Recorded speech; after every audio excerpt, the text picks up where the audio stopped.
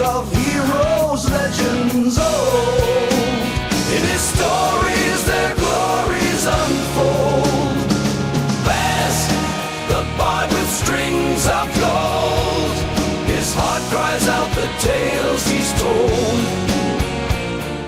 Hi everybody, welcome to the Meta Report. It's week 2 of Pro Quest Yokohama and I've been joined once again by Scott Mines. How's it going, Scott? Yeah, it's going reasonably well. Life is on fire, but we manage as best we can, one way or the other. I'm somewhat surprised to be here, though, Baz. I was reliably informed you're focused on moving house, and yet here we are talking about Pro Quest coverage. Yeah, I'm a bit poorly, so I think we all are. I've been in the man cave, just like pushing buttons. So I've managed to get through it. I was just there, just going. Most of the time, I just want to sleep, which I've been doing. But yeah, I mean, it's going round the autumn cold. You've got it, I've got it. But yeah, I mean, normally, you know, I try and bash this out on a Monday night. It's very stressful. You know, this is going to be released on Friday. We're recording on Thursday, so yeah, it's given me a bit more time. You know, sitting there with a dressing gown and a hot water bottle. You know, filling up with sort of like Lemsip capsules.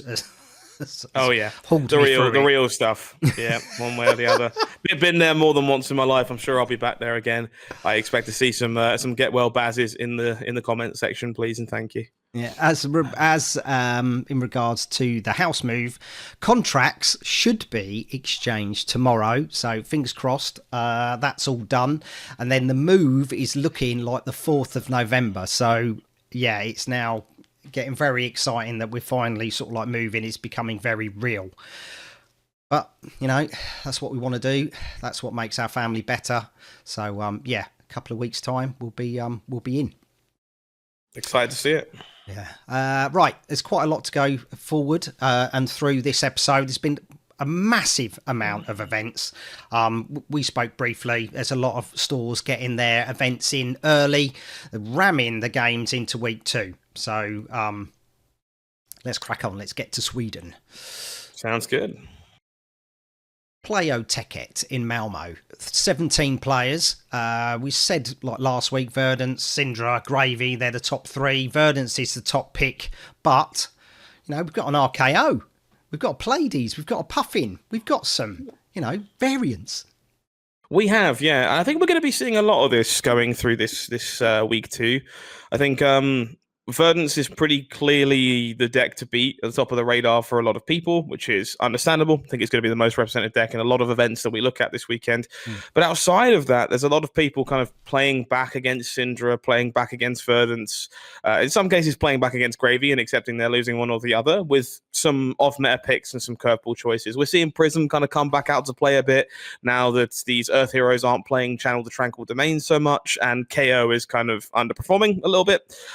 RKO genuinely has a pretty impressive matchup spread. He's just very bad into Florian, which is, you know, nowhere to be seen in the wake of his 7% conversion rate from Hamburg. So definitely a little more appealing there as well. And I'm sure we'll allude to it a few times over the course of the week, but there's been some success for heroes like Puffin and Acilio at large levels. And people are quickly figuring out that they do actually have game into the current format, which is impressive to see.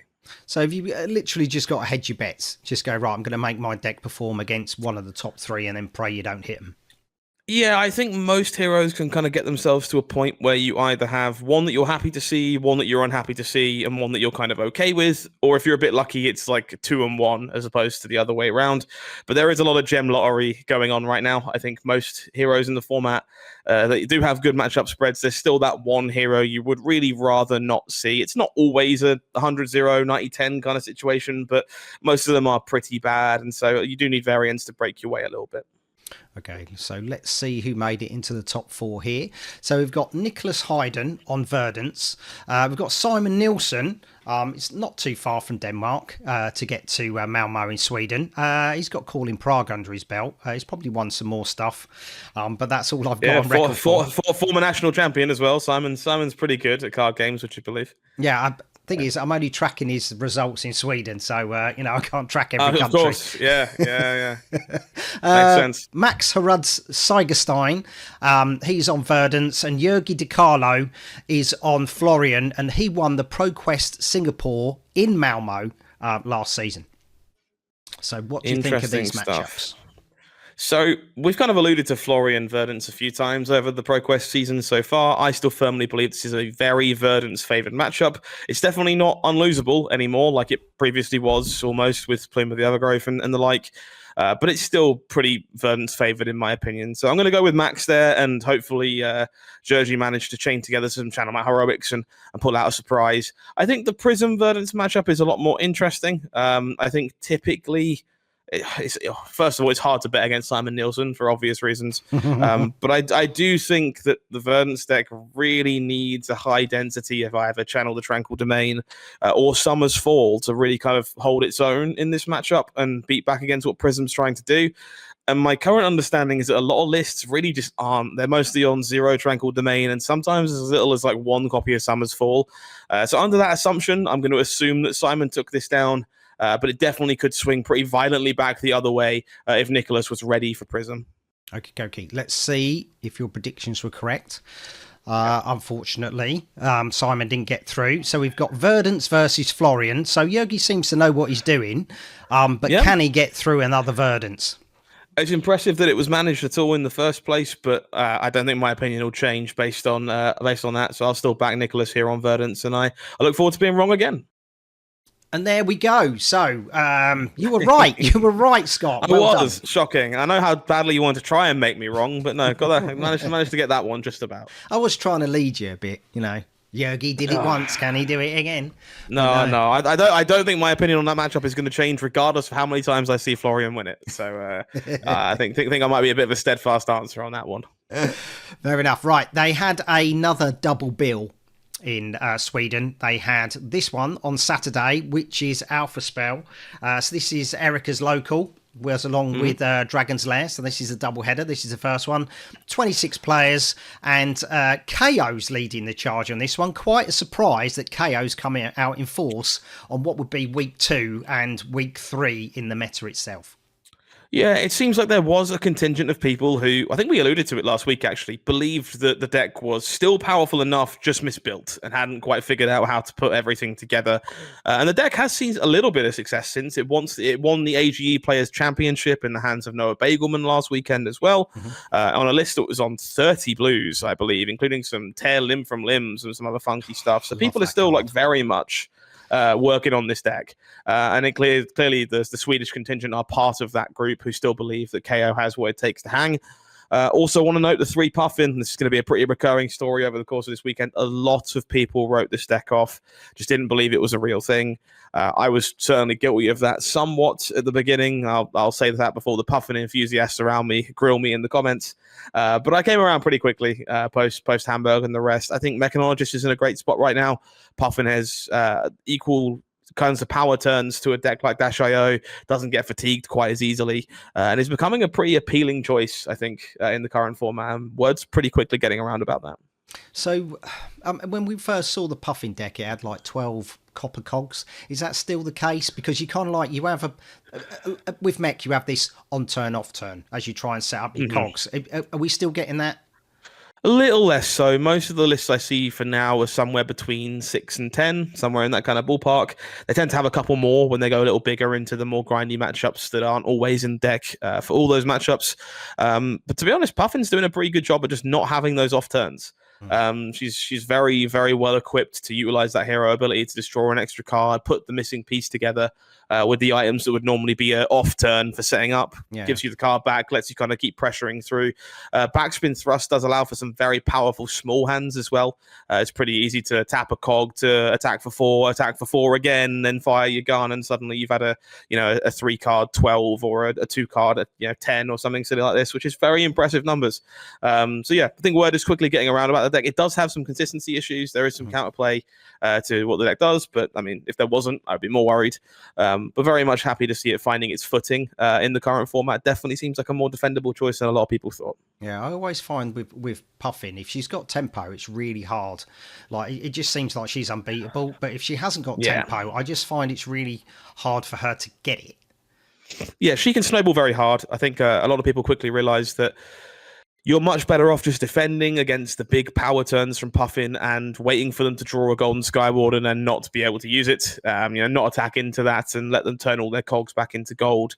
Just kind of weather the storm a little bit when it comes to Puffin to find your window than it is to try and like play back and forth with Puffin. Because if you do just try and pressure her back, her off turns aren't really off turns. She just defends surprisingly well, especially with Golden Skywarden, which you really want to avoid letting them use if you can help it. So yeah, been pretty happy to see her finding success, but I also think people are learning pretty quickly that, hey, when she's got tempo, when she's rolling, you're much better off just playing very defensively and kind of hoping that eventually she slips, because she will typically eventually slip. The question is whether she slips before you're on 14 or 10 or 8, and then maybe it's a bit too late. So let's see if she retained her tempo or did she slip and not make it into the top 4. So let's have a look. So Jacob Trossin on a Cilio, 3 RTNs. He's got a Pro Quest and he's the current Swedish national champion. No, he's not. He won that in 2024. Sorry. Nicholas Bankston, he's got 2 RTNs and he's the current Swedish national champion. Blimey, it's a top 4 of killers here. Nicholas Asner on Dio and Talia Molina, which we always seem to see in the top 4. He is on Verdance. What do you think of Syndra versus Acilio?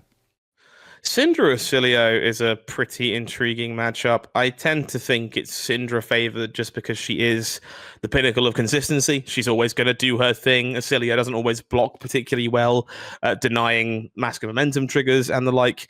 That being said, this is Jacob Trossing, who is a very strong player, does know their way around Acilio, and Acilio sometimes does just find Gone in a Flash very early, park it in the arsenal, and proceed to make your head explode. So it can definitely go both ways. I think I'll lean towards Syndra that way, given the choice, however. On the other side of things, I think Verdant Stash is actually a significantly more interesting matchup than a lot of people think. A lot of people think Verdant just plays kind of fatigue simulator in this matchup, and she certainly can, but the current versions of the deck are surprisingly heavy on block 2s and cards that don't necessarily line up particularly well, and that makes that a bit harder to do. So you kind of have to play a more reasonable expected Verdant's game against Dash a lot of the time, and that makes the matchup quite close. I actually think it makes the matchup slightly Dash favored, so I'm going to lean towards Nicholas on Dash and Nicholas on Syndra. Okay, both the Nicholas. Did they both get through? No. Jacob Trossin has lived up to his unmovable nickname. He made it through that one. Will he make it through Dash, however?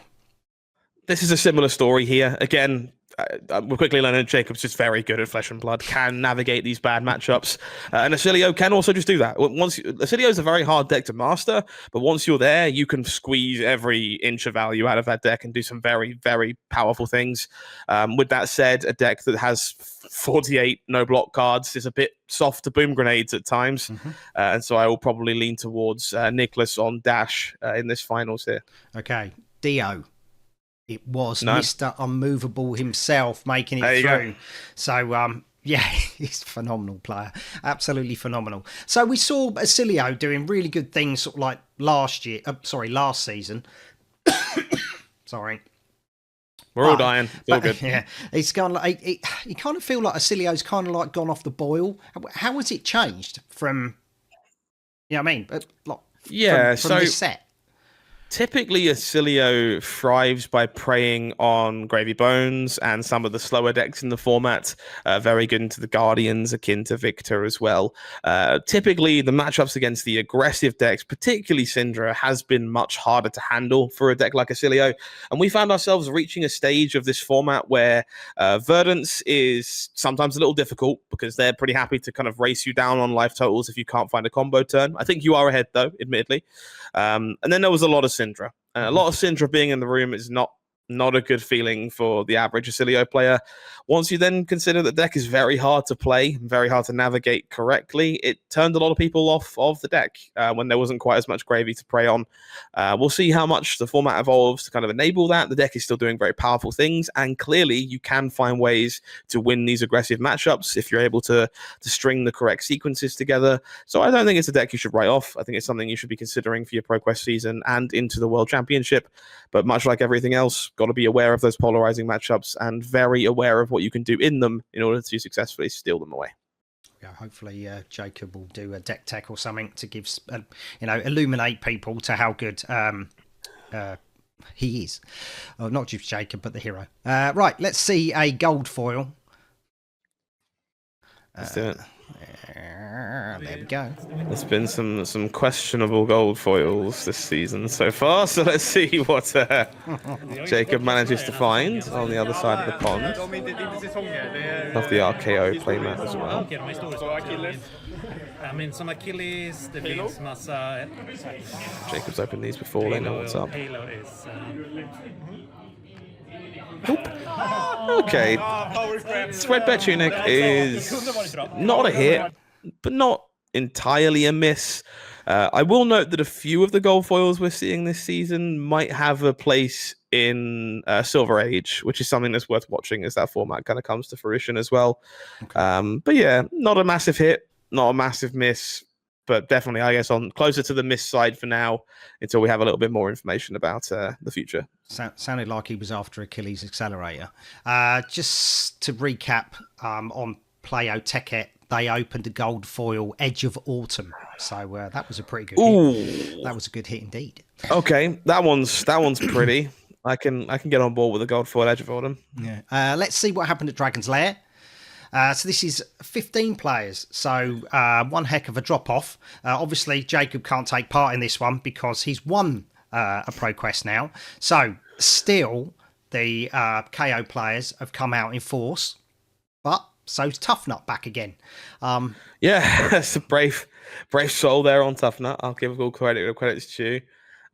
This is... I guess there's definitely been more Dorinthias in these events than I expected so far. A little bit less Syndra than I would expect. A little bit less Graven than I would expect in this room. But otherwise, good mix. Again, not massively surprised to see the abundance of KO. Verdant should be a top deck. Reinhar's cute. Happy to see Reinhar finding some success. But with only 3 Earth heroes in the room, it's probably not the best room for the boy. And good luck to Botwin. Always good luck to Botwin. There we go, top 4. So, Erica Forsloff on Verdance. She's got an RTN under her belt. She's probably got a heck of a lot more events that she's won, but that's the only one that I've got on record. She did take Syndra to Hamburg. So she's jumped ship and she's gone to Verdance. We've got Albert Schutt on RKO. He's got a skirmish. So it's nice to see an RKO make it into the top 4. Rickard Wallstrom on Sir Bolton, and Andreas Bjornsson on Verdance. Yeah, as much as I joke, I'm actually a pretty firm believer that Botwin's pretty good in this current format at the moment, but there's a lot of people that won't believe me when I say that, regardless of how then there or why. My biggest concern for him is unfortunately fearless confrontation out of Gravy Bones and occasionally KO, because it turns out that does turn off your Via the Vanguard turn and take away you go again, which is pretty brutal. But we're not going to be staring that one down here. Verdance is a winnable matchup, but a difficult one, in my opinion. So I will lean towards Andreas on Verdance on that side of the bracket. And for similar reasons, I will probably be leaning towards Erica, I think. RKO, very powerful hero. People are kind of coming around to what this deck can do. But for me, the Earth decks are definitely the problem for this one. Verdance is much easier than Florian by a factor of 1,000,000, but still not the matchup you really want to see. So I'm going to take both Verdances in this case. Okay, so the Verdance Mirror Final, do we see it? We do indeed. Who do you like between Erica and Andreas? Unfortunately, this matchup is a bit of a crapshoot. I don't. Yeah, this one's a little worse than most as things currently stand, which is a shame because it's obviously a matchup I quite like to play myself. But this is often a lot of who finds their pots faster than the other person, and it's not particularly a great mirror match. Honestly, it could be anyone's guess, and you know what we do when it's anyone's guess? We look at the alphabet. We see which letter comes first, and we go with Andreas. Okay, so was it Andreas? It was. There we go. The tested and tried system. Yeah. Well done, dude. Thank you. Okay. Yeah, we'll try. Gold foil. I haven't got the video. Gold foil was Refraction Bolters. Oh my God. That was good. That's not a bad one. Refraction Bolters, he's a lot of play still to this day. And that's a snazzy little gold foil. Wouldn't mind that one. Let's go over to Ireland. Gamers World in Ireland, 24 players, so a flipping good turnout for these guys. 6 Syndra. Now, they love aggressive decks. 6 Syndra. Oh, my God. What a room. What do you think? Yeah, I mean, I would definitely want to be one of the 3 victors here, I think. If you're staring down 6 Syndras, it's a pretty good place to be on Victor. With that said, the 2 Verdants, pretty miserable for you. The 1 Gravy, actively miserable for you. Surprised to see 2 Slippies. I do, again, still think that deck is better than people gave it credit for, but it did lose a lot of luster when it lost Bonds of Agony. So surprised to see 2 people braving the cold with that one. Otherwise, pretty happy to see Kasai here. Pretty happy to see people trialing out Pleiades.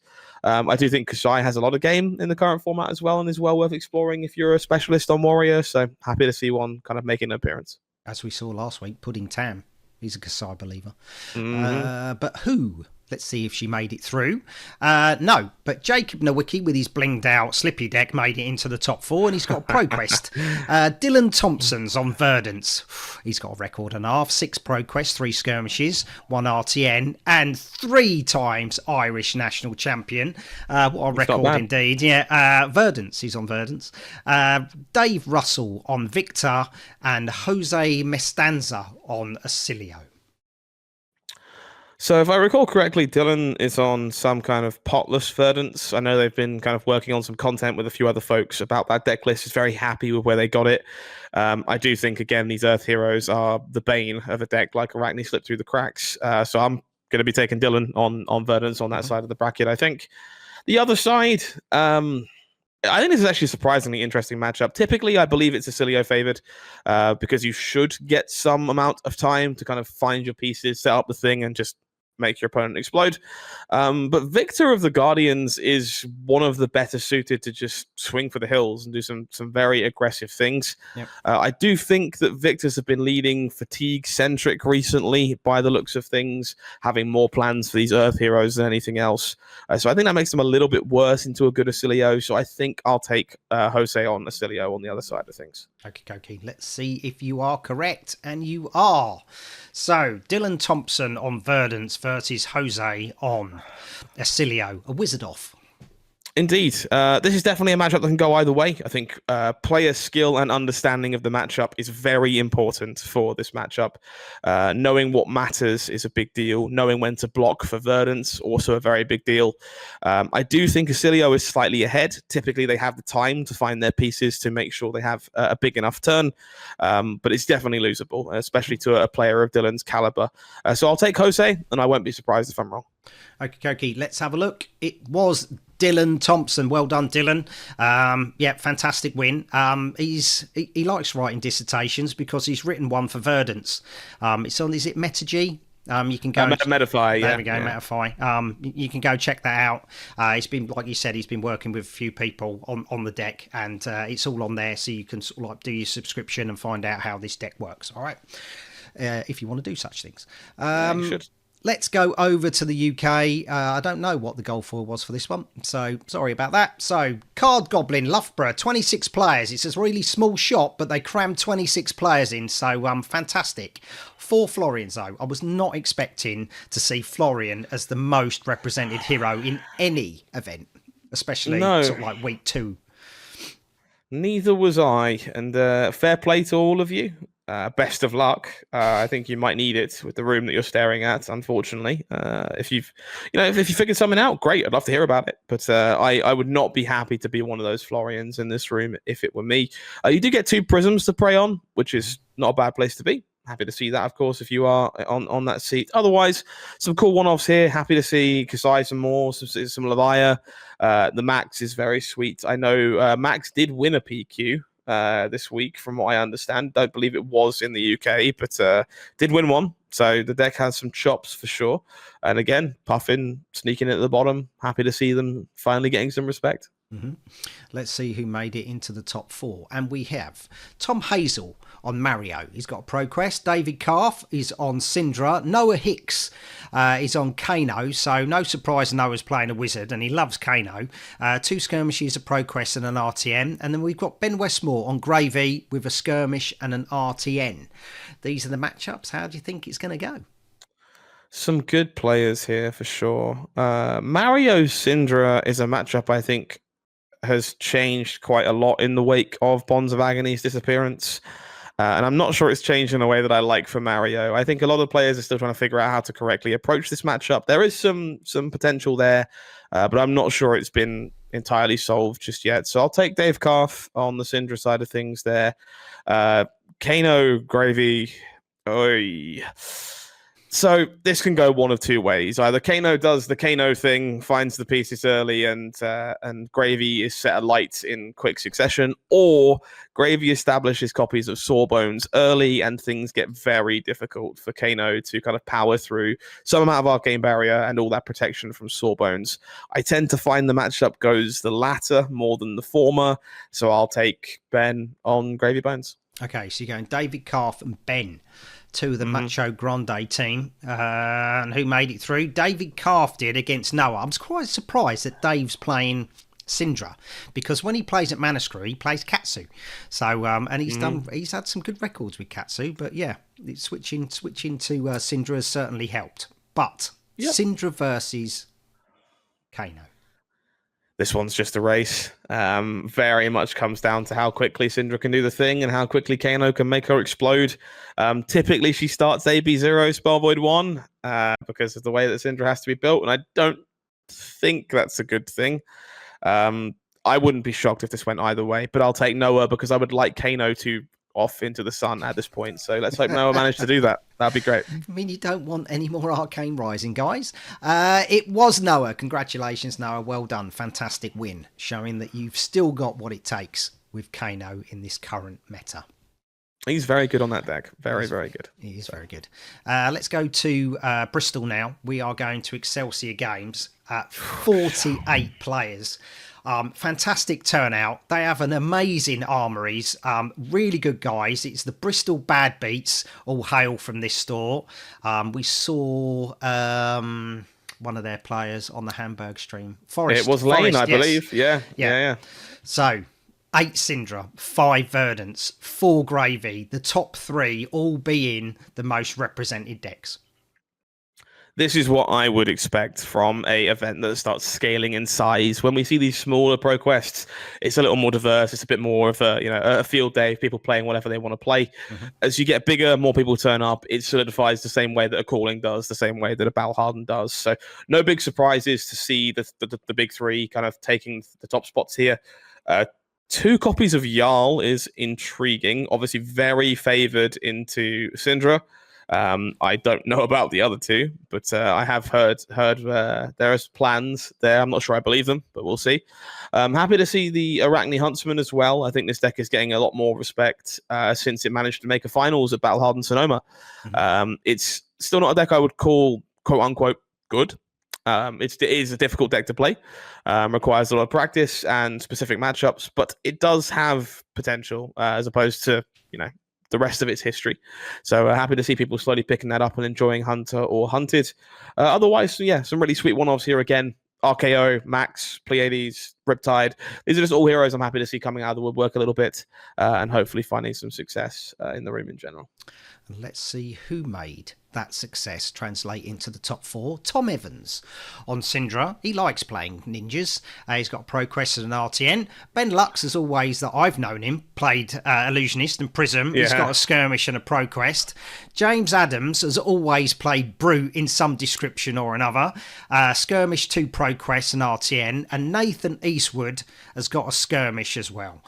So a KO Mirror, a Prism, and a Syndra. Indeed. So KO Mirror, you know the rules. We'll follow the alphabet, which means James probably won that one. Okay. It's only fair. Makes sense. The other side of things, Syndra Prism is, I actually think, a very intrinsic matchup and very fun to play for both parties a lot of the time. Correctly flipping angels to dodge dagger flicks is an interesting skill game. Using that calming gesture to kind of buy yourself a spectral shield when it matters to kind of blunt some damage, also very interesting. I think this matchup is often dependent on how many poppers are actually in the Syndra deck. If it's a lower number, Prism is probably ahead. If it's a higher number, things get much harder. I think at the moment, people haven't been respecting Prism, so I would expect Tom to be on a lower number, so I will take Ben on the Prism side of things. Okay, so we're going Ben and James. Yep, why not? Okay, let's see. Well, we got one right. Ben versus Nathan. Okay. The rule has failed me. You know what I'm hoping doesn't fail me? The brute affinity to crush illusionists. KO, of course, not quite as good at that as the other brutes on account of playing so many fives, but still pretty ahead, I think, in the matchup typically. So I will take Nathan on KO. Did Nathan do it? He did indeed. Well done, Nathan. 9-0 on the day with that deck. He has put a link to his deck in the global Discord for Fab, so you can go check that out. He wrote a little article as well to say how each matchup went, so it's worth checking that out. His list is not typical. He's taken a lot of the 0 blocks out. I think he's only playing a few wild rides. They're sort of like his only non-blocks. Makes sense. Gold foil prize Gallia. So it was still waiting for Olympia to make a mark. I'm not even sure that's the best Olympia headpiece anymore. So it's probably not. No, not the best hit. Gemini Games. Now we are going to Huddersfield. 31 players, 7 gravy. Oh God. Yeah, that's a room that knows what it's about. This was a cool event. Unfortunately, couldn't make it to this one myself, but was on the Saturday of the weekend. And yeah, I mean, people knew what it was they wanted to enjoy. I know a few people picked up Kano that wouldn't normally do so because they expected the room to look kind of like this. And some of them were rewarded for doing just that. But yeah, pretty heavy disparity on the gravy here would mean it's going to be a bit of a hard time for the likes of Verdance and your friends, but those Syndras should be pretty happy about it. So let's see how it played out. So why did your friends choose Kano? Because I mean, you alluded to like previously with the Noah Ben game, which was Kano gravy. It can be a bit of a, you know what I mean? Kano's either a bit of a mess for sure. Hit his gear, or he's not going to do it, and he'll get steamrolled by gravy. So why take Kano if you think gravy is going to be the main hero? Sure. So you lean towards Kano if you're looking for the deck that has. I'm not going to say no bad matchups, because again the gravy matchup can be kind of hard, but at least no one turns over a hero on the other side of the table and you feel like you're immediately dead. Because the Earth heroes are very good for you because of the nature of them being so slow and giving you time to set things up. Syndra is a very winnable matchup. I would argue you're slightly ahead because you are essentially racing each other and they don't often have Arcane Barrier. And you can just make gravy explode before those Sawbones come online. So there is no matchup you kind of sit down in the top tables and go, actually, this is probably just done. And as we kind of alluded to at the start of this episode, there's a lot of decks in the format right now that feel that way in Gem. So if you're trying to kind of leverage play skill, Kano is surprisingly a pretty good way to do it right now. Okay. Let's see if Kano made it into the top 4 at all. Sadly, they didn't. But Chris Knight made it with Dorinthia, and he's got Skirmish, Rob Catton on Gravy Bones, 2 World Tour top 8s, Battle Hardened Liverpool, 8 Skirmishes, 4 Pro Quests, and an RTN. Ashley Southwood on Betsy, and Mad Dog Duggan, I should say, has got a Skirmish and 2 Pro Quests, and he's also on Gravy. What do you think of these matchups? Well, I'm not going to slow roll this one because I think most of the world is aware of how this event managed to shake out. Dorinthia into Gravy is pretty Dorinthia favored. Typically, sending Dawnblade at allies is a great place to be, and is the reason to play Dorinthia in this format if you can dodge the Earth heroes on the other side of the equation. Ashley Southwood, however, was out to claim souls on this day. Betsy, not exactly a deck we're used to seeing at the top tables. This is not a fatigue Betsy either. It's very much an aggressively slanted version of the deck.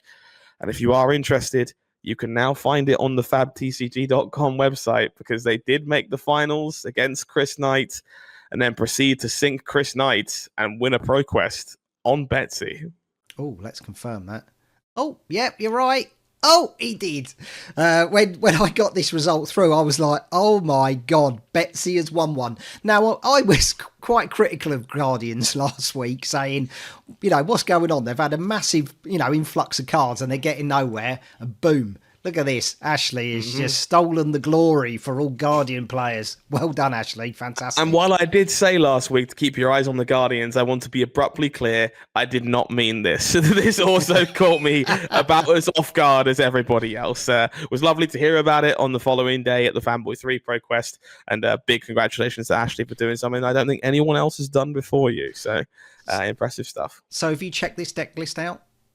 I've taken a brief look. I want to spend some time to play some games with it at some point in the near future. I will probably try and ask Ashley some questions if they want to share things heading into Worlds, because evidently somebody knew something I didn't, and I don't like it when that happens. Not when I'm supposed to be the knowledgeable one. So, yeah, gonna do some homework on this one, I think, and we'll see if it has more applications going forward. Nice. Goldfoil was well grounded. Righty, let's get on to the biggest Pro Quest that the UK has seen. 59 players, Spellbound Games in London. Oh my God, what a massive turnout. Normally we see Darksphere sort of like hitting these numbers, but 59 players for Spellbound. Well done. Well done indeed, Hung. It's a fantastic result for you. Yeah, I mean, I know we alluded to earlier when we see Bristol that sort of like Verdant, Syndra, Gravy should be the top three. But here we go. Verdant and Syndra are there, but equally you've got Dio, Kasai and Acilio. You certainly do. Yeah, big congratulations. I'm reliably informed there wasn't a spare seat in the building at Spellbound for this event. So incredible stuff. Happy to see it. There are a few numbers I kind of want to take a second to look at here. I think Dio is that deck everyone's kind of looking at, again, similar to Kano, where you're not upset about anyone apart from maybe Florian, which shouldn't be in the room. So you're kind of happy to see the Gravies. Gravy's a good matchup for you. Dio is a race against Syndra, and Verdant's, again, seems pretty coin flippy at this moment in time. So a really good pick if these are the decks you kind of expect to see at the top tables. Similar story for Acilio. We've kind of said before that Syndra can probably be a little bit more rough for that hero, but Verdant's and Gravy, pretty happy to see those. Dash, pretty close to a race. 3 Marlin is very intriguing. I am catching whispers of people working on this deck a little more because they believe it has a good matchup spread into the room. I don't know enough details to kind of talk about it in detail at the moment, but I know that they aren't the only people in the world that are thinking about it. So probably a deck to keep an eye on, I think, going forward. And 2 Puffin in this room, which I believe we call foreshadowing in the industry. I would just like to touch on Marlin. I played Marlin last week in my Baz Brawl match and got absolutely annihilated. It was literally 13 to 16 overpower each turn, and I was like, she's gonna brick. She's gonna brick at some point. To be entirely blunt, when Marlin doesn't miss, the deck feels oppressive. Like when the engine is online and constantly ripping, and like you don't miss a step, good God, the deck is disgusting. The problem is it doesn't do that quite enough in my experience.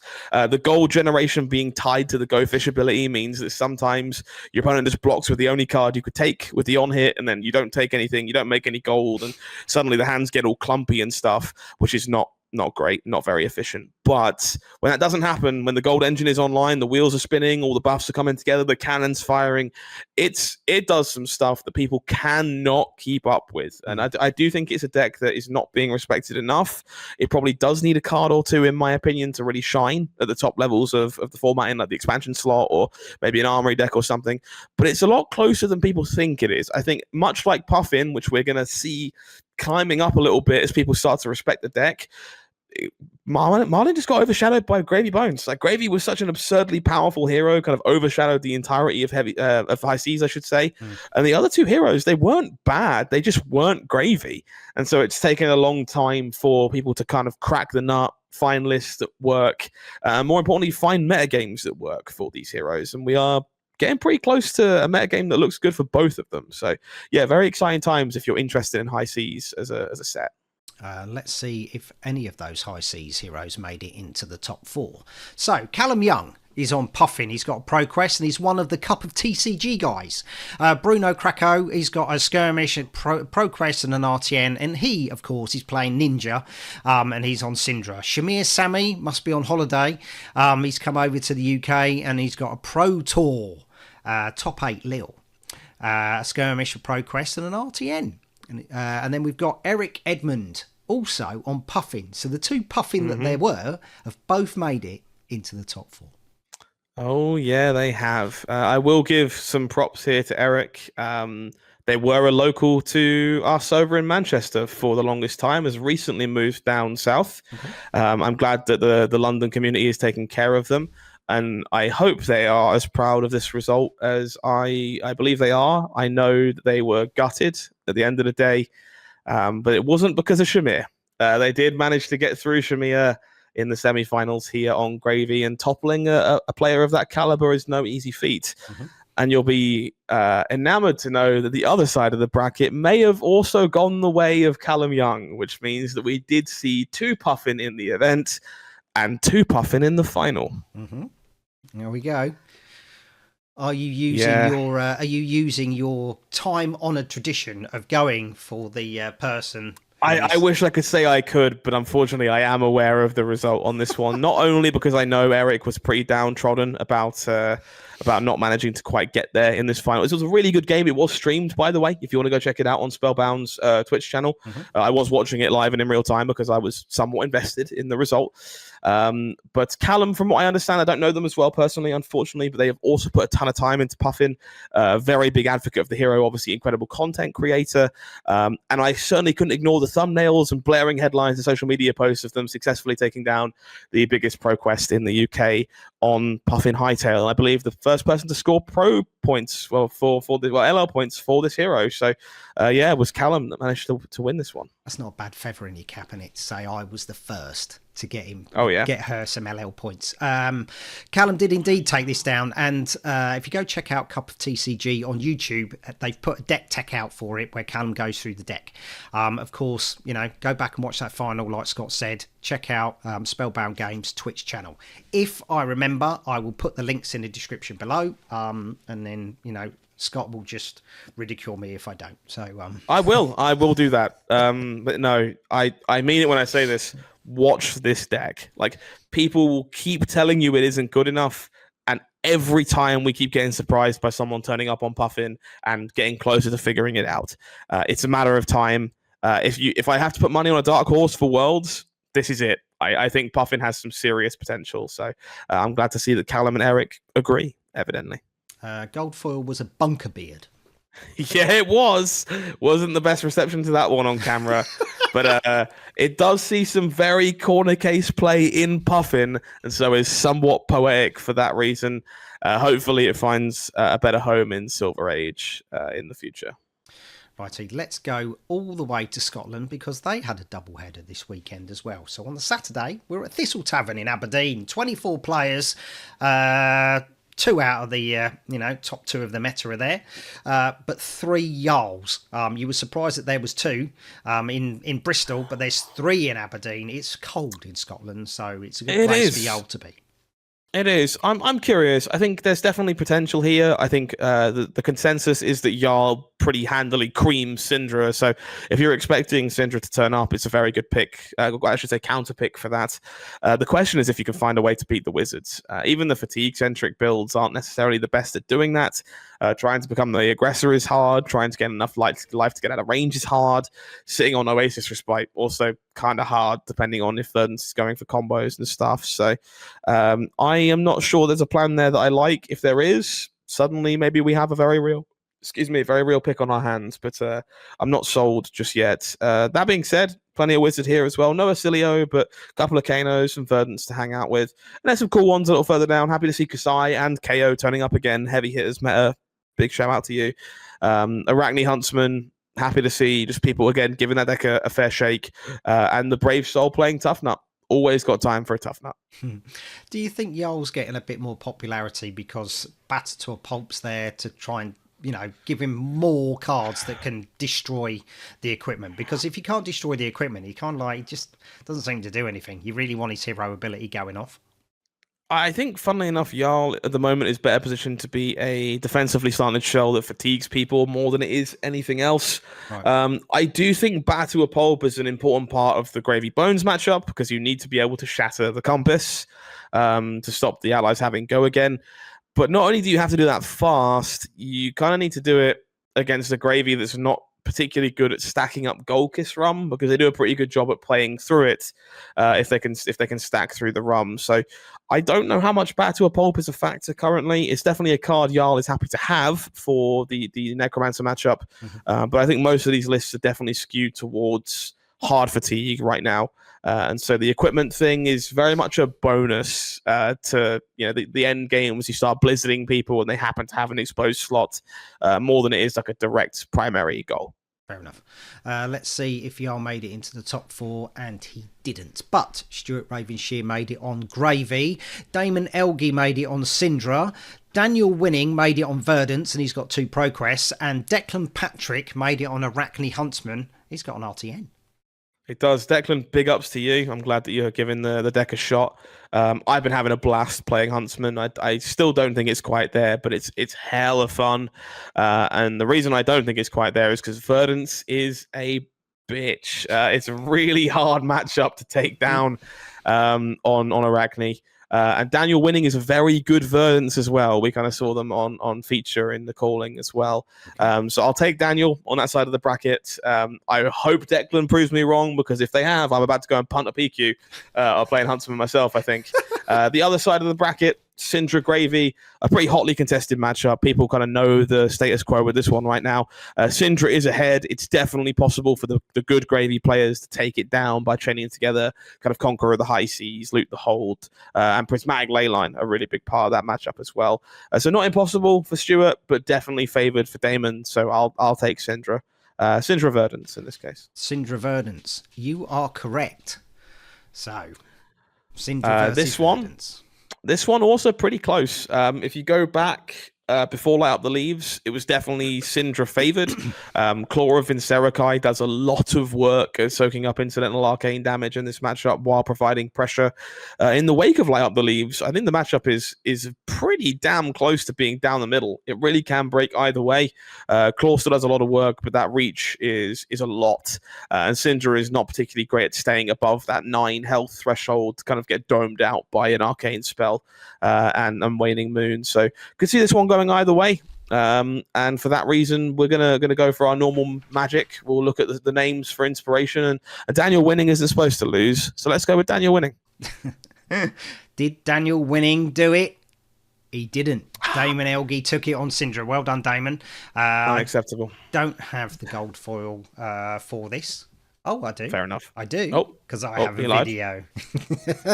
Take a look. It wasn't in my notes. Gorgeous shred playing that. Big fan of that one. Yeah, that's not my favourite.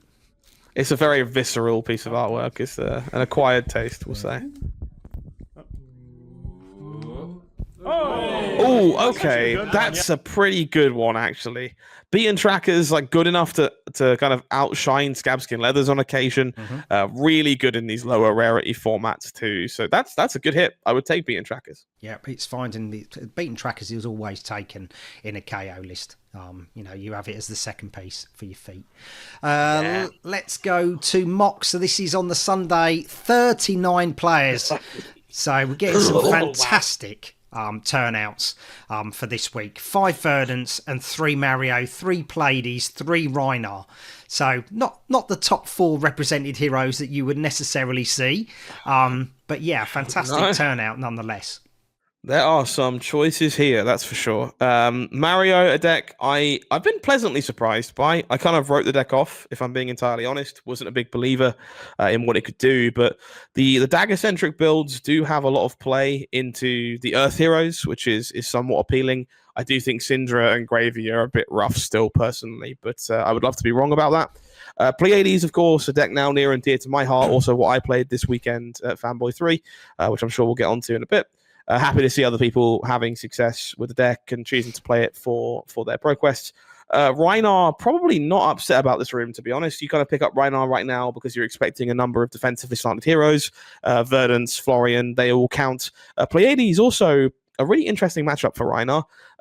You're pretty happy to take away those block cards, kind of force them to play the instant speed auras in response to the intimidation, which tends to kind of take more cards out of the hand for you to not have to worry about blocking you. So definitely a cool matchup for our Rhinar players there.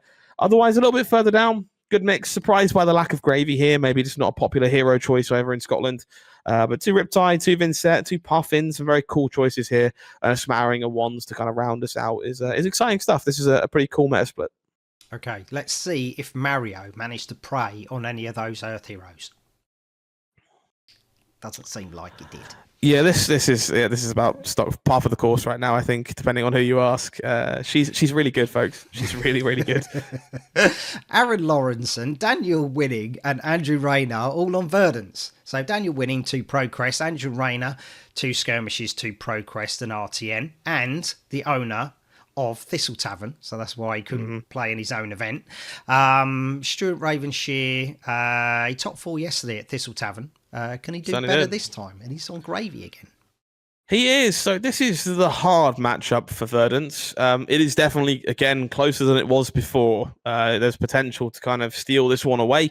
I'm finding a lot of gravy players starting Arcane Barrier 2 at this point to kind of circumvent the Millennium Trees and the big, tall 6 power effects to kind of have some counterplay in that matchup. But it is still the one you don't want to see when you sit down on Verdance. Really, it's not a freebie by any stretch. So I'll take Stuart on that side of things, and I won't be surprised if Andrew pulls something out because Andrew's very good at card games. On the other side of the equation, I need to pick which methodology I'm going with here. Are we going purely alphabetical, or are we going with the curse of Daniel Winning? Daniel let me down last time, so we're going to go purely alphabetical this time. We'll say Aaron did indeed fail Daniel. Okay, let's see. Let's click the button. It was Daniel Winning versus Stuart. I'm going to pause you right there because I've got my daughter ringing me. All right. Makes sense. Okie coke. Right, we're back. So We are. Daniel Winning versus Stuart Ravenshire. Well, not only is this matchup kind of hard for Verdance, but Daniel Winning can't win a final so far. So my choice is easy. Stuart, please don't let me down. Yeah, but we've got a redemption story going on. This is the redemption I'm arc. sure we do. I'm sure that's what happened. Let's find out. Let's find out. It was Daniel Winning. There we go. See, redemption arc. He got there. Well done, Daniel. Living up to your namesake. Fantastic. Right. Let's go to... Gold 4 wasn't opened. Let's go to Cosmic Collectibles and Welsh Pool. Slightly smaller. 16 players for this one. But still, a whole host of heroes. Yeah, for sure. This is obviously a great store. I know some people are very, very vocal about how good Cosmic Collectibles is. Unfortunately, this did clash with the Pro Quest in Manchester, which means the player base was kind of split all over the place, which otherwise hopefully would have been a little bit bigger for both parties. But these things happen when the season's the way that it is and everyone wants their events to be nice and early on. Otherwise, yeah, not super surprised by this. The one-off Max is definitely curious. Always kind of hoping they find some success. But a lot of the big players you would expect here are the 2 OBS in this room, and then a smattering of people playing the things they are comfortable and specialists on. So no big surprises. Let's see who made it through. Daniel Arnold on Syndra. Aaron Boyan on Gravy. So took it to UK Nationals. Became our new UK National Champion. So he's sticking with the deck. Matthew Huell is on... Prism, and he's got 2 skirmishes and an RTN, and then we've got Daniel Curry also on Syndra. So we kind of talked about it a few times. Syndra Gravy is definitely Syndra favoured, if not winnable by both parties. Definitely possible that Aaron Boyan manages to take this one away because they are a very good Gravy player, as we have established, from winning a national championship. So I'll take Daniel on that side, I should say, and not be surprised if Aaron managed to pull an upset. Prism Syndra, we've kind of talked about in a previous bracket as well. I think typically these Syndra decks right now aren't very popper heavy because they aren't respecting Prism. So I'll take Matt W on Prism on that side. Okay. So Aaron versus Matt.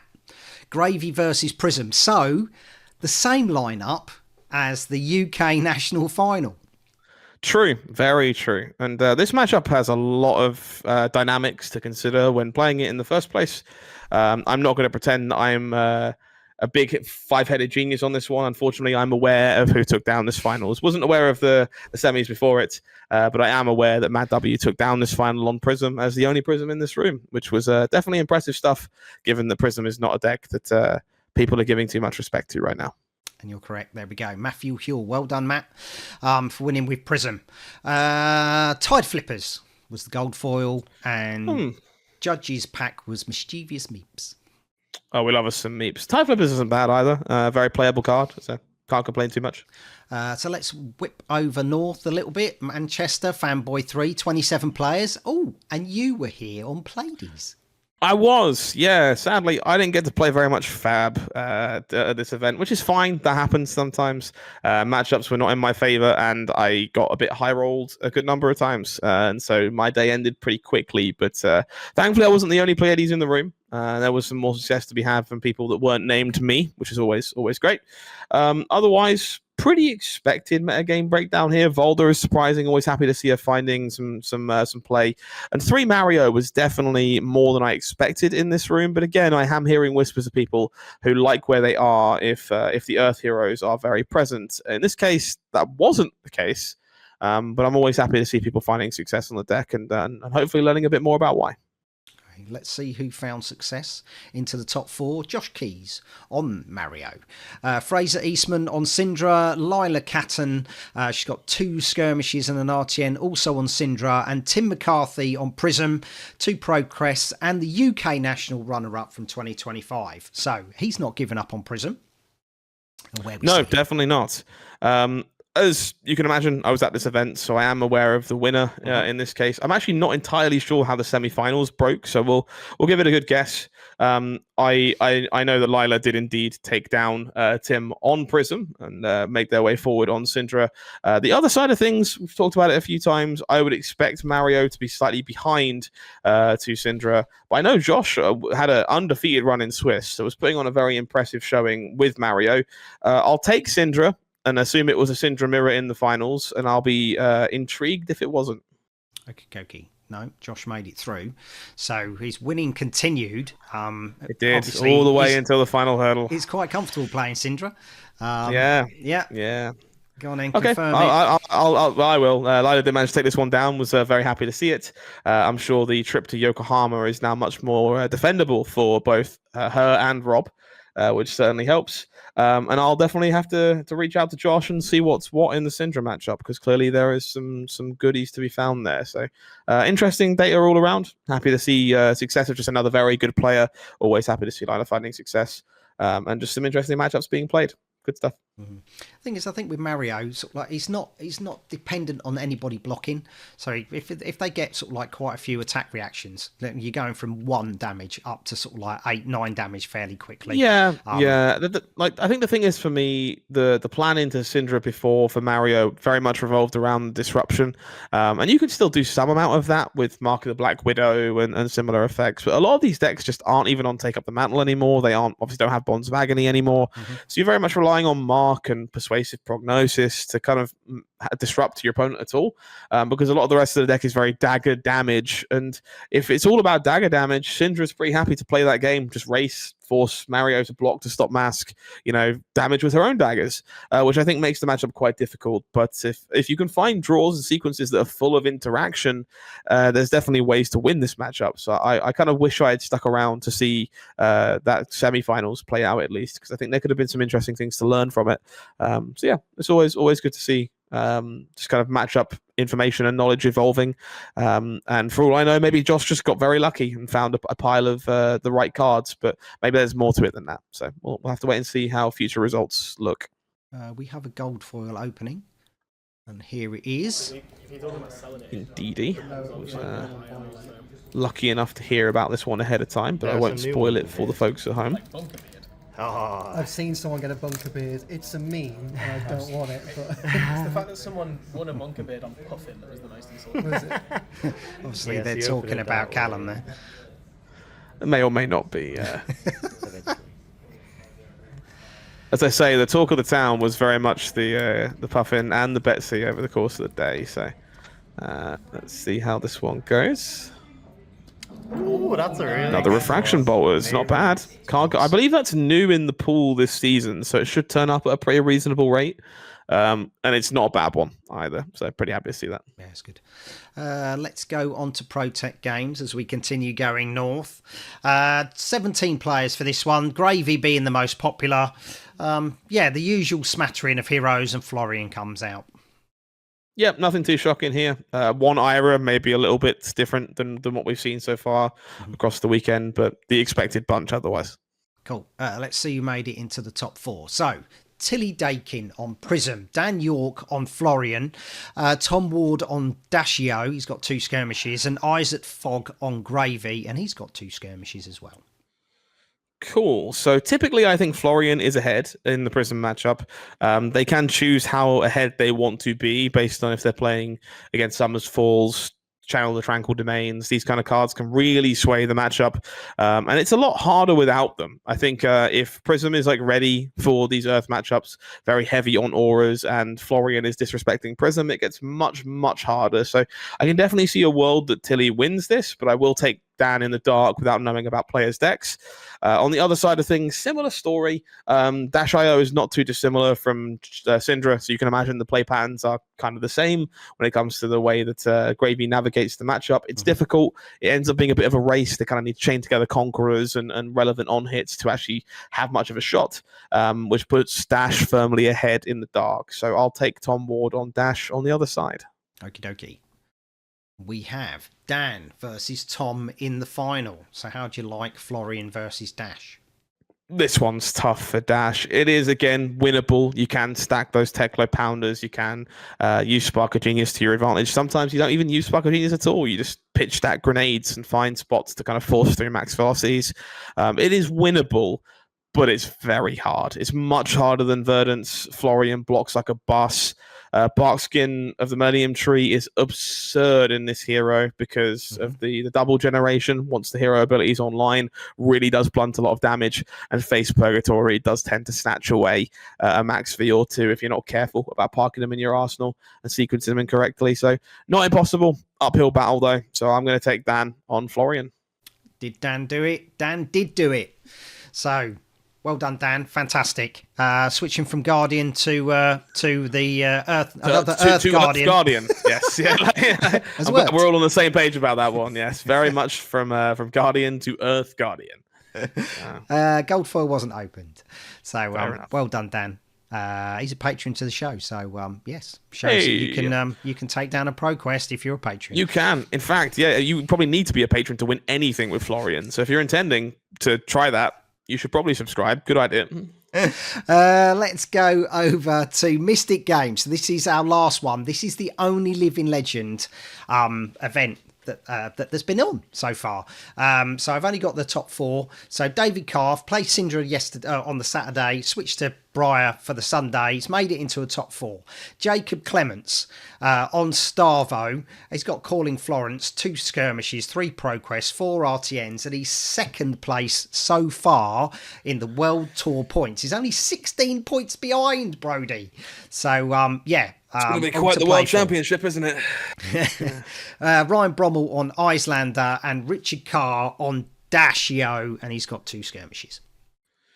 So I am aware of the winner of this one, which is great to know. We'll get to that in a minute.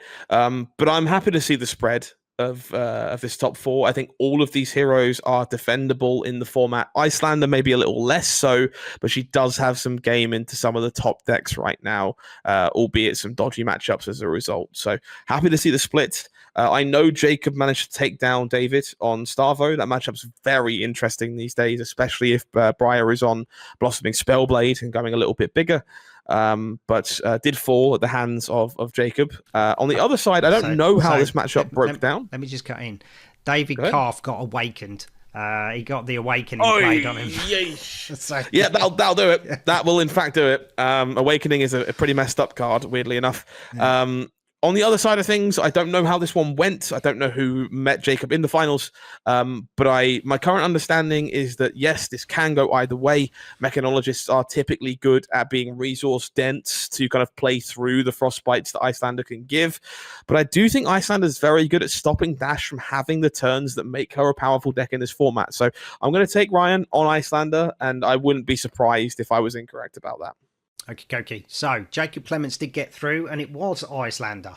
So it's quite hard because Good you've stuff. got, they're kind of like both your favourite heroes, isn't it? Icelander and Dashio, sort of like. I'm a soft big spot. fan of both. Yeah. Yes, yeah. I'm obviously playing the Living Legend Pro Quest in York next weekend, and I'm still very much debating what I'm playing at that event. I'm not sure. If my heart wins, it'll be Icelander. If my head wins, it'll be something else. So we'll see how that goes. I was aware of how this finals broke. Jacob did take this down. You would think typically this is a good matchup for Icelander, but unfortunately Starvo is surprisingly difficult, has gained a lot of new tools since this was a matchup that you had to consider vaguely in LOL before. The deck is just very powerful now. Red Boulder Drop is a monstrous card. Felling of the Crown even causes some headaches when the deck isn't doing its thing. So there's just a lot of things to worry about. Even Lightning Greaves, for some reason, it just has AB1 and has block value on it. So lots of goodies for Starvo to improve this matchup. And I'm not entirely sure who's ahead anymore. It's something I'm kind of doing more homework on heading into the World Championship to make sure my understanding is well-rounded. Looking forward to learning more about that matchup. It's nice that Jacob can, come down to the lower levels of playing, sort of like enter a Pro Quest and sort of like, claim your prize, claim your ticket. So, to get into Pro Quest Yokohama, he only has to do it once, and he's like, yeah, I've got that now.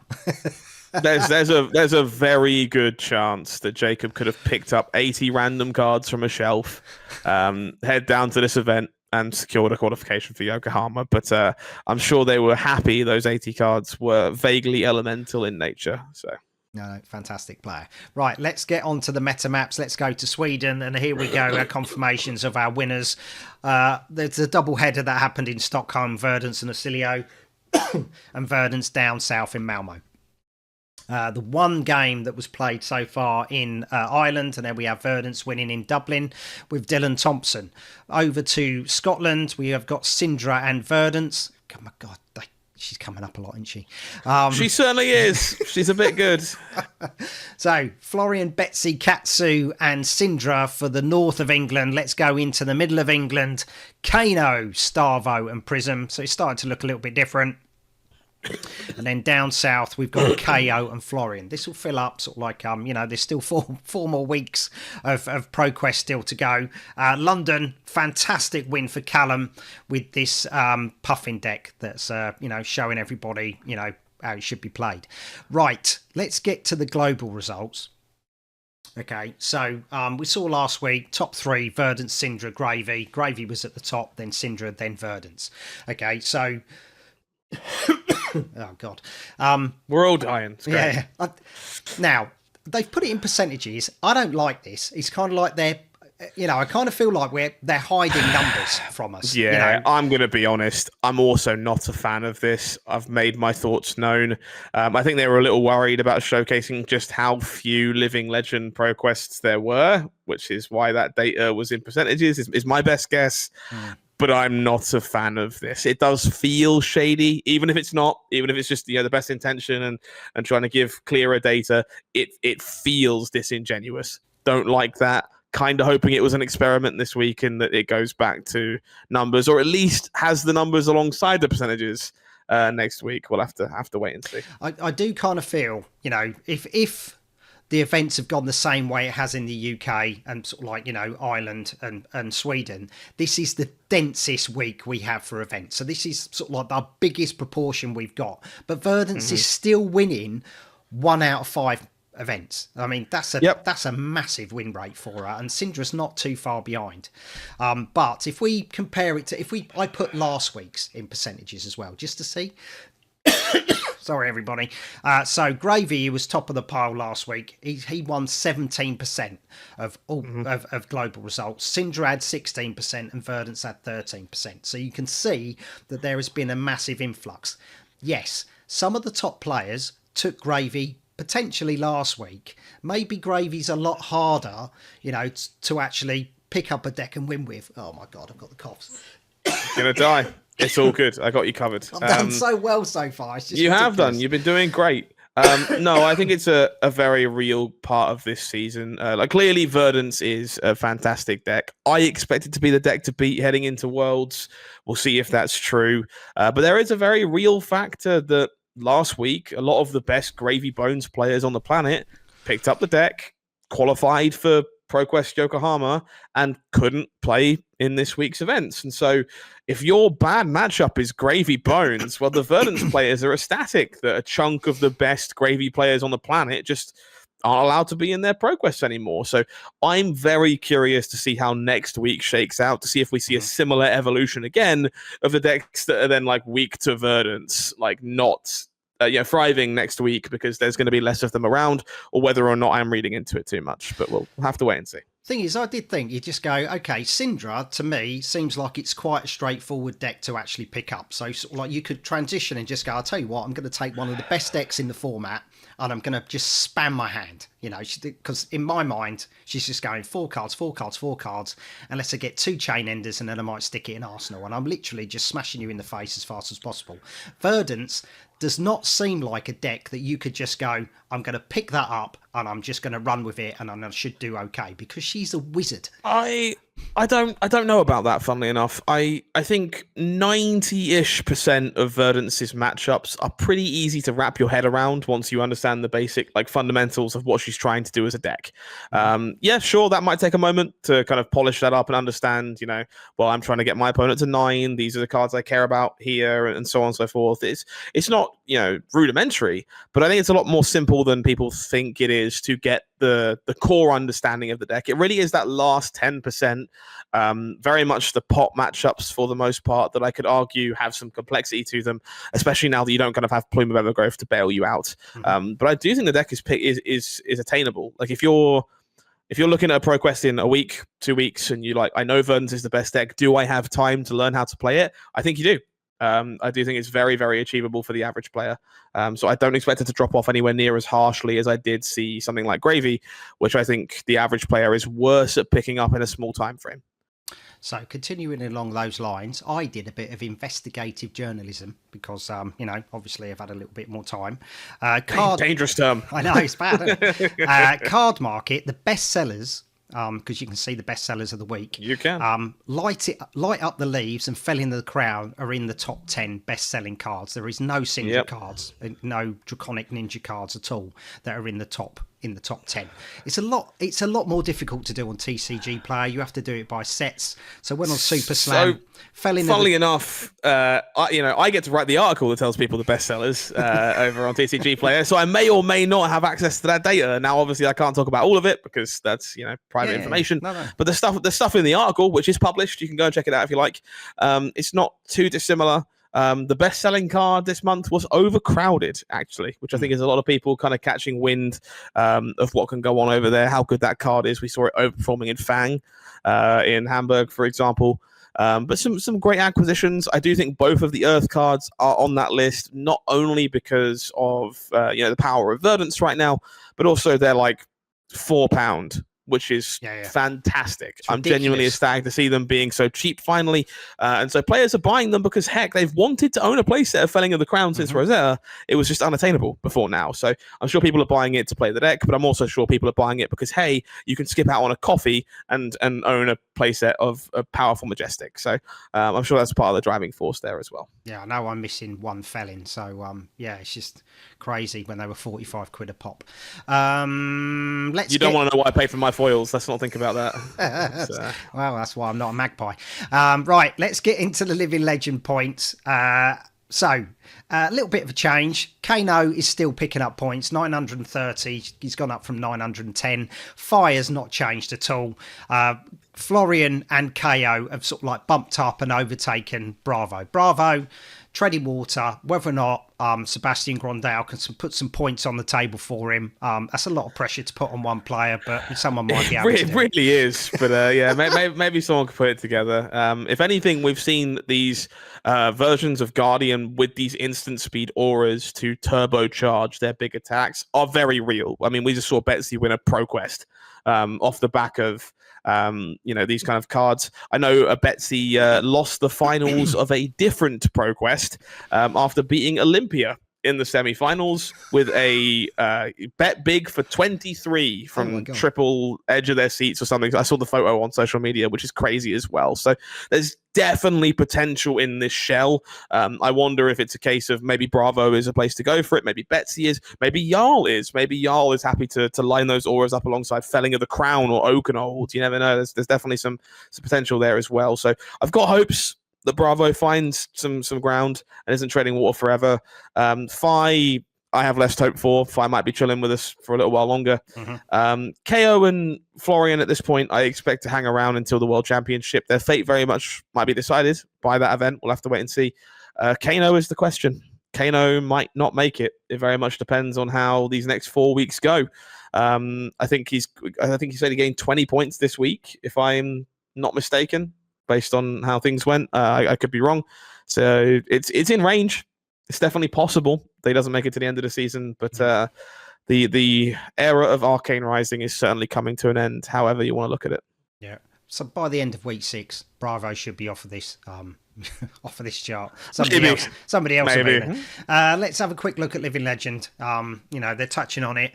Viserai, is this week is the best deck in format, but there's not a lot in it really. Everybody's sort of like, equally getting good results. Yeah, I just, again, this bugs me because this is 8 events, This graph is very much curated in a way to make this not look like 8 events, which I'm not a massive fan of.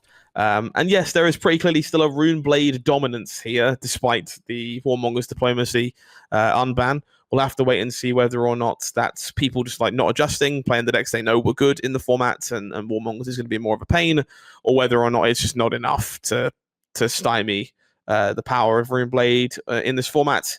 We'll have to wait and see. But they are going to be the heroes to watch heading into this weekend, which has Battle Hardened Houston, which is being live streamed for Living Legend, if you're interested in a taste of that. And I'm sure the Living Legend Pro Quest in the immediate wake of that event will probably be pretty heavily influenced by what happens at that Battle Hardened. Yeah. So commentary team for that is Sam and Sam. So oh yeah, it's good duo. I'm a big fan of Sam Dando. Looking forward to seeing what they do on the mic. Yeah, nice. So if you have not qualified for a Pro Quest yet, where can you go? So we have 18th to the 19th. We have all these stores: Peterborough, London, Cardiff, Dundee. There's a double header in London. There we go. So a good place to be. There's always a massive turnout for Dark Sphere, and Bad Moon don't do too bad either. So get yourself down to a Pro Quest. Get yourself qualified for Yokohama. So, choose your poison, so to speak, and go. Thank you, Scott. Thank you. I know I'm a bit wishy-washy at the minute, with the house move and bits, but thank you for coming on. We're both suffering. Oh, yeah. Yeah. I've unfortunately been this way since Montreal. It's like pushing on 5 weeks now. And I'm just very much hoping that I can sort out my chest before the World Championship, or it's going to be a really tough show. So we'll see how we go. Nice. Erica Forsloff for Sweden. We've got Manning Farm Enthusiast, Sinist, and A West 1994 for Ireland. Thank you very much. And for the UK, we have Winmore, Shy Edgington, Liam Canning, Paul Goodchild, Jonathan Hicks, Harpy Blue, Nathan Eastwood, Seb Ball, Hung from Spellbound Games, and Andrew Rayner. Thank you so much for all the information. Like I say every week, doesn't work without everybody from the communities coming together and shooting me over those DMs with the results. It is a massive undertaking that you do for me, and I try and do my best for you, and Scott does as well. Please subscribe to the channel. That would be brilliant. And more importantly, before we go, if you have a gaming group, please, Scott would like to jump in and basically see what you guys are doing. Yeah, by all means, we'll give that a quick shout out, especially if you're playing the World Championship, which is my kind of primary target audience, because I'm looking for people who are preparing for that event and also might turn up in the feature match area so I can talk about you a little bit and your preparations and the rest. I'm currently starting to do my homework to cast this event, and it's a lot of homework between Living Legend and Classic Constructed. I appreciate input from people who are also working on those formats, and if you want to give me the best chance to showcase you on the biggest stage, talk about you, your preparations, your team, the things that matter, by all means reach out. I'd love to just hop into some Discord servers. I'm happy to sign NDAs or any safeguarding to give you peace of mind that your testing isn't being shared with all the other people who are willing to let me into those groups. But my goal is very much just to be a fly on the wall in a lot of these groups. I won't be interacting much, just going to study, just going to watch, and appreciate all the knowledge that comes in from that to make sure that we can put on the best possible show for the World Championship, because frankly, you guys deserve it. So I want to make sure that that show happens, but I need your help to do it. So yeah, if you're so inclined, reach out, and I'd love to hear from you. Nice, brilliant. Righty, so until next week, I hope that the next tale I speak about is about you. See you later.